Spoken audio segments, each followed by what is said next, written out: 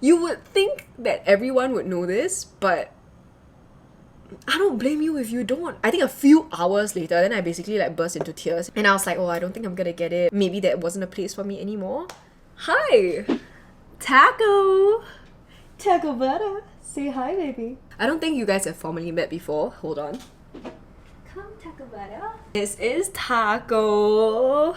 He's 6. He's like very derpy and very clingy. And he's very much a doggy dog. And he just looks ridiculous all of the time. But we love him. He's the best. He's a really sweet boy. And he likes to like lick our teeth in particular. Welcome to another Get Ready With Me. First one of the year.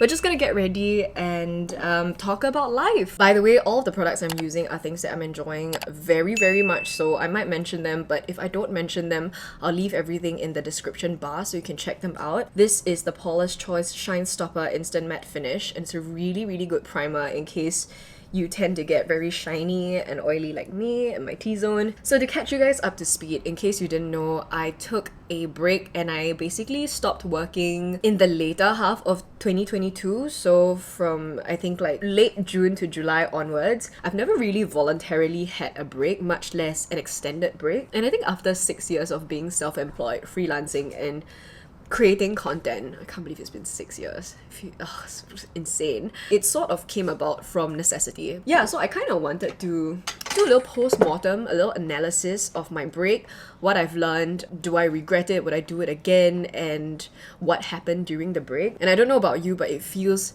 very, very scary and foreign to basically stop working for half a year because it's so ingrained in our identities that to be useful and to be productive and survive, that we need to work. Okay, foundation first, so I can at least smack my face while we're talking. This is the Uemura Unlimited Foundation, and it is one of the best skin-like foundations. If you hear like weird like guttural licking sounds, it's just Taco licking himself. I truly did not intend to take as long of a break as I did. I think for me, I just wanted to properly step away from work so I can kind of get my life reorganized. Again, for context reasons, I moved in with my ex and then we broke up within like a month or two. And that was a really stressful time. I left my studio that I love of like 3 years and I felt like I had made the wrong decision. I mean, clearly now I can tell that I made the wrong decision. My mental health wasn't that great. Everything was just really messy and I just couldn't focus. And I think the content that I was posting as a result of that, I felt was quite uninspired and I just felt a little bit clueless. And I felt like I had been on autopilot for a while, especially in the start of the year. At that point, I realized that like I was essentially paying around $4,000 a month for rent. Initially, I thought it was gonna be okay because it's a much bigger space and I'll be able to create even more content with it and I'll be able to earn the money back and it's some sort of an investment. But I realized like $4,000 a month is really, really quite a lot to be spending on rent alone, especially if you're just like one person. Sponsored content is how I make the bulk of my income and I have been prioritizing that because they come with timelines and deadlines, and usually in this line of work, content creation has a very, very short turnover time. So usually clients expect you to produce something in 1 to 2 weeks, and when jobs come in, it's something that I don't mind doing, it's something that aligns with my brand, and it's something that pays the bills. Of course I'll take it. So I just end up like prioritizing those and doing those first, and then it just felt like I was spending a lot more time on sponsored content and making sure that I was doing my job right rather than being creative with my content. Look at how freaking natural the foundation looks. Yeah, I got a bit of pimples, but we'll cover it. Hang on. And this is very sad, but then I started viewing, you know, content creation as kind of just a job, and it made me feel very tired and burnt out for reasons that I couldn't quite articulate then. And growing up, my self-worth has always been quite strongly tied to how productive I am, the quality of things that I deliver, my output, my work. So it just became a very vicious cycle of me not putting my best work out in the air because I needed to kind of be more efficient. And then I also felt the pressure to try new things like Reels and TikToks. You guys would know this if you watch my previous Get Ready With Me. I was like, I really want to get into it. I should learn it as part of my job. But I don't consume it that much, and I also don't feel particularly strongly about creating short form content. I felt really stuck, and I think I was still trying to keep my head afloat. Like, I think I knew that I was really, really close to like a very intense burnout, and I was just trying to still sustain and do as much as I can. And I was always like very afraid to ever properly take a break, because my consistency and my frequency of posting and making new content does actually correlate to how successful I am, and especially with the algorithm, like how much I show up on your feed and stuff. So I did feel that pressure to keep on posting, even though I knew that I could be doing better in my content, and I just needed some time to actually regroup and really, really think about it. So in June, when I first met my now partner, on the second date, I had mentioned that I felt really, really stuck and really regretful about moving into the penthouse, because it basically doubled my rent and that it was too big for me to really take care of, and I felt like I wasn't doing a good enough job in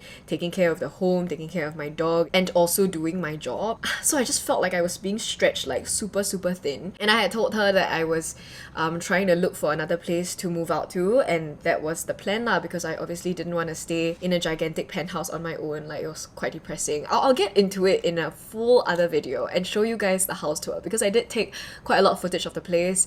I always meant to do a house tour, but see, the house was never done. Like, I moved in December 2021, and 6 to 8 months later, it still wasn't done. Even when I wasn't living alone there, I still felt very, very alone, and I felt like there was so much work to do, and it was just too much for one person to handle. And anyway, fast forward, I found a new place to stay, and in like a true lesbian U-Haul way, she coincidentally found an apartment for rent that was 2 doors down from her. It was a really, really good deal. And in a solely pragmatic move, I have to say this, okay? I didn't move in to be next to her. It was a really, really great bonus. But I knew that the alternative was paying like $4,000 for a place that I wasn't happy in, that I didn't have good memories in, and that I basically couldn't keep up with cleaning myself. Just the amount of furniture and things that I would have to do to decorate the space was just like so daunting for a place that I knew I wasn't gonna stay in long term. So that was the right decision. And then I was like, okay, there's no way I'm gonna be able to also do my job and then plan for the move. And at the same time, I was hanging out and dating my now partner, right? And I was having a lot of fun and also enjoying my own company. Being on my own in the penthouse, ironically, knowing that I was gonna move out and just enjoying the space where it was like one of the best memories I have of the house. And also, I needed the time to declutter and get rid of a lot of my stuff. I had accumulated a lot more things than I usually did after moving into this place, which is 500 square feet, which is literally 1/3. So the penthouse was like 1,500. And I was like, hey, you know what? I'm just gonna take the break. I'm just gonna take the break until I move in. After I moved in, which was in, I want to say like mid-July, settle in, like make sure that the house looks good and looks ready, and then start work again. And I also still had my savings, which is why I say it's very important to have savings, you know, have a cushion for yourself if you need to take a break. I was like, okay, I'm gonna do it. And initially, the first few days, honestly, I almost felt like I couldn't do it. My first few days, I was still checking my email, and I was also trying to make sure that I finished everything that was already ongoing. I did start saying that I was out of office so that I can like block off any more upcoming events or campaigns and stuff like that. And then at the same time, I was still working for like another 1 to 2 weeks just to kind of clear everything and make sure that I didn't have anything outstanding. And that was really quite a good call, because I ended up devoting a lot of my time to packing and selling a lot of my stuff away. Again, had to get rid of like 1/3 of my stuff, right? Before I moved in, my partner and I were seeing each other maybe 3 to 4 times a week. But then after I moved in, we basically saw each other every day lah. And that was when our relationship became a lot more like solid. And I truly have never been treated so well, so kindly, with so much compassion and love by anyone before. That sounds really sad, but she's just really, really fantastic. I wanted to just enjoy it. You know, the courtship, the start of a relationship is always so beautiful and wonderful. And if you let it, it will just pass you by. I'm just gonna soak it up and I'm just gonna enjoy it. Oh, this is a damn good palette, by the way. This is from, I want to say, Peripera. It's called Mood Breathing. All take mood palette.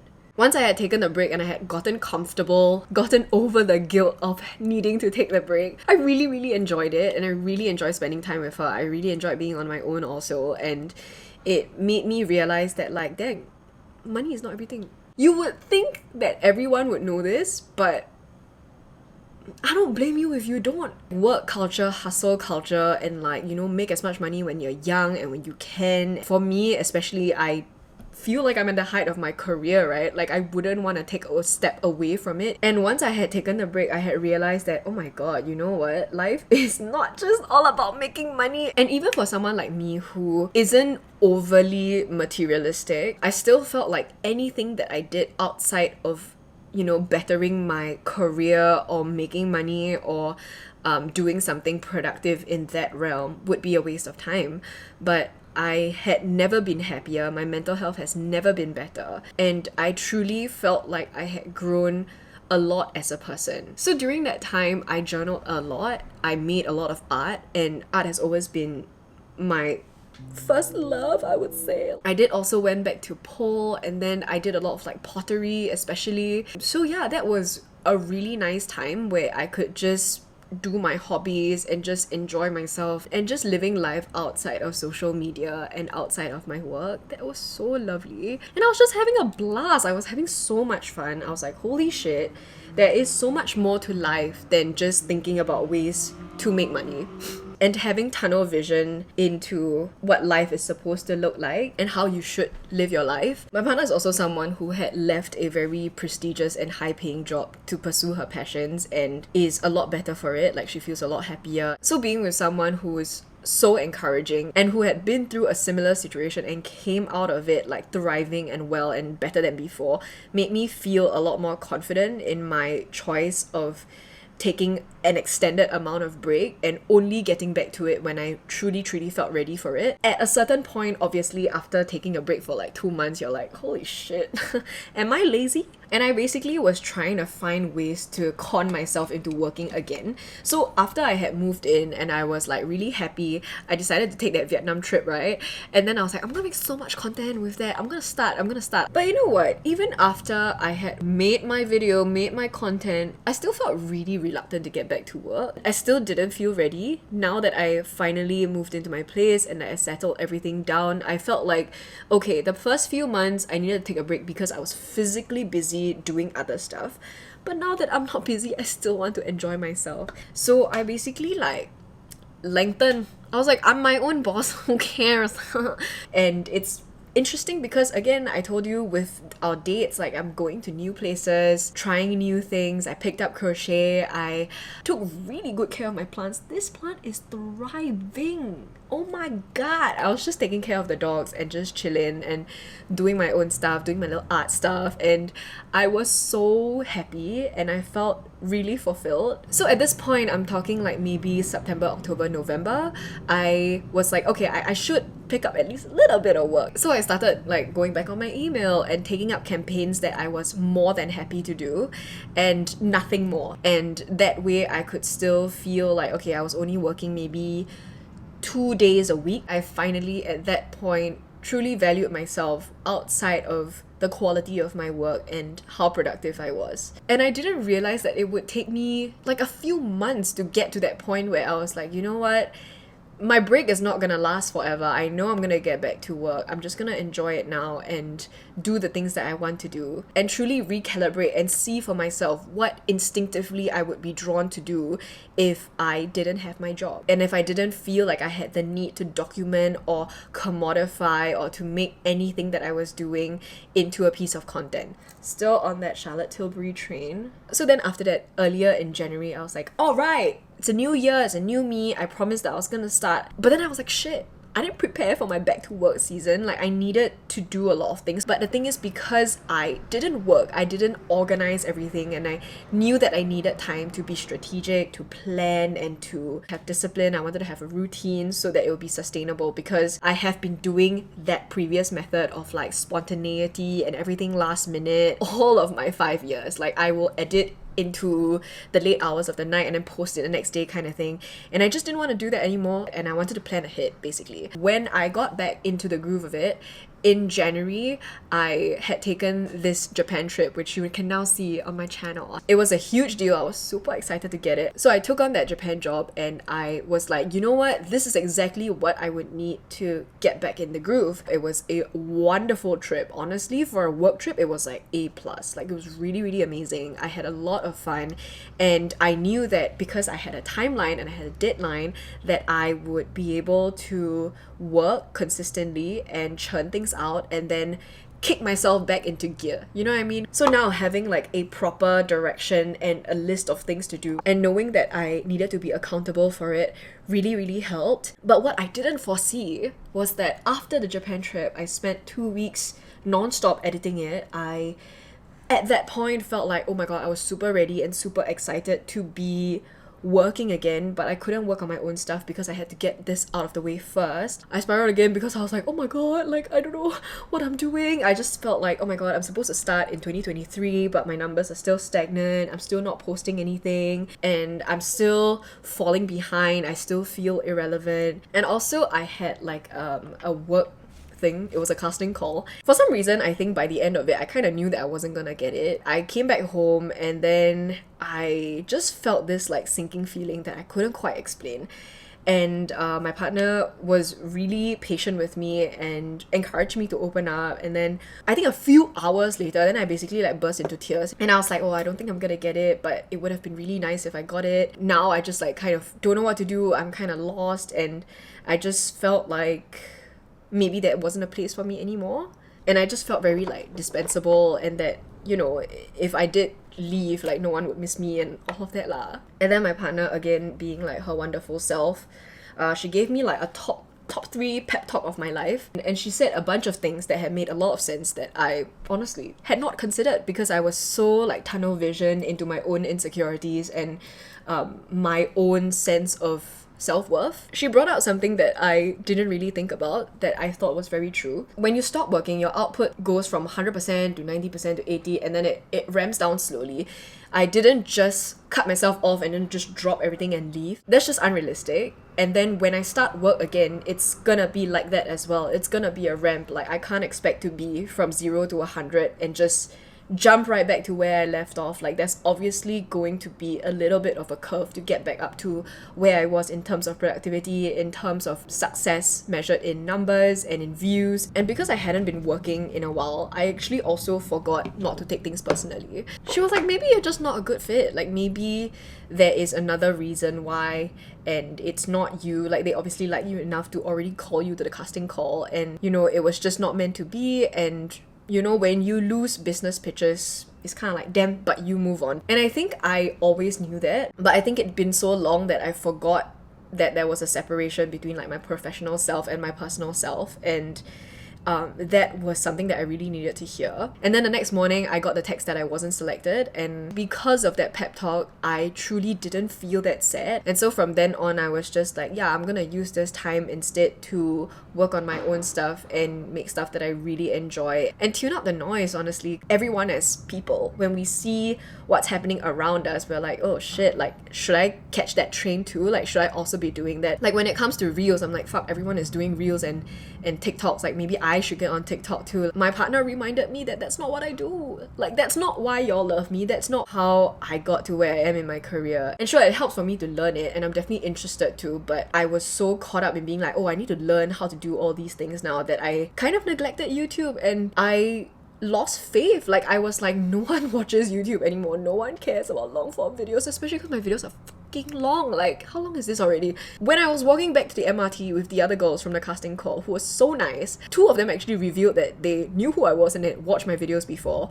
And I had asked everyone in the group, being like, do you guys still watch YouTube? Like, do you guys still care? It's been a while since I've used like the Fenty Heat. This is such a beautiful color. This and this. Wait, let me see, what color do I want to do today? This is Fenty Glow Heat, and this is Hot Chocolate Heat. I'm gonna go with Fenty Glow, I think. Oh yeah. Damn, I'm just gonna finish this last one and then call it a day, but miss you, Urban Decay, come back. And then everyone had mentioned that they actually miss long form content because a lot of their favorite content creators have deviated into shorts, into TikToks. My favorite creators have left the platform completely. Sam Ravendall, where are you? She's gone and I'm so sad. I personally still gravitate towards YouTube. And after talking to more people about it, anyway, I told my friends about this casting call and just being like, I feel like shit. Everyone assured me that they still watch YouTube and that it serves a different purpose. It's just a different mode. Like, long form content is always gonna be different from short form content. That's my strength and that's what I enjoy doing the most anyway. So after really reflecting and really thinking about it, I feel so much better. I feel way more grounded. And I know it sounds really ridiculous because shouldn't it be common sense that just be yourself and then stick to what your strengths are and then just you do you and hope for the best? Like, I feel like I should know this, but I was just so distracted and caught up and just like a little bit lost, and frankly I wasn't sure of myself. I wasn't sure of my abilities. I wasn't confident. I didn't expect that because over the past year I had done a lot of growing in every way outside of my work. So it was a really good lesson for me to learn. And I might have said it before, but this time around I actually have everything planned out. I've created myself a little system. And I actually mentioned this on my Instagram before because I have all of these ideas and all of these plans and they're just like all over the place on my Google Calendar, on my Apple Notes, like on paper, on my planner, on like loose sheets of paper. And I was really intimidated to organize all of these things because I knew that was a lot. And you know, it's kind of like clothes. And you fold your clothes, you do it color coordinated, you're very happy. But then once one thing goes out of place, like you just kind of fuck it all up. And so I was like, okay, I need something that's also sustainable. So I mentioned on my Instagram that I am struggling to like learn Notion to organize all of my stuff because Apple Notes doesn't quite cut it. Like, it doesn't give you a good macro view and then allow you to do like a fully fleshed out kind of planning also. You know, no matter how much I tried to organize it, it still was a little bit messy. But Notion, for some reason, I had tried it twice and it never stuck for me because I think I just don't know how to use it. And then with paper, it's difficult to edit, difficult to sync up to your devices and bring it around. So I just had this like huge dilemma. By the way, my makeup's done. I'm just hanging out now. So then a lot of you guys had sent me recommendations on how to get started with Notion. I myself had watched a bunch of like Notion productivity videos and I just honestly just took the time to freaking learn it. There's no way around it. Like, if you want to get started into a system, you have to learn and you have to understand and you have to be patient. I toughed it out with Notion and now I have such a beautiful system. And I can't wait to show you guys if you guys are interested. And I've also found a way to marry writing my paper, still using my Apple Notes, still using my Google Calendar, and also using Notion. I'm excited to look at it. I'm excited to create content, and I'm just feeling very, very good. So I hope I don't jinx it, but you guys can definitely expect weekly videos. I hope you guys already enjoyed the Japan vlog. This is coming out right after, so if you haven't seen it already, I will link all of it in the cards right here, or just go onto my channel and watch. Those are really, really fun. I took a damn long time to edit and I'm truly quite proud of it . So if you haven't seen it yet, go see it. And in the upcoming weeks, I will have a ton of really, really fun projects that I'm just excited to do. And I'm feeling so much more refreshed. It's so good! So yeah, I highly recommend you, if you've never really taken a break like that for yourself before, if you really want to but you're just scared, to just try it and to just do it. If there's a way that you can take a sabbatical, if you're in between jobs, just take a break for a while before you start to search and before you start to cloud your head with like, I need to work, I need to find something. If you have savings, do that.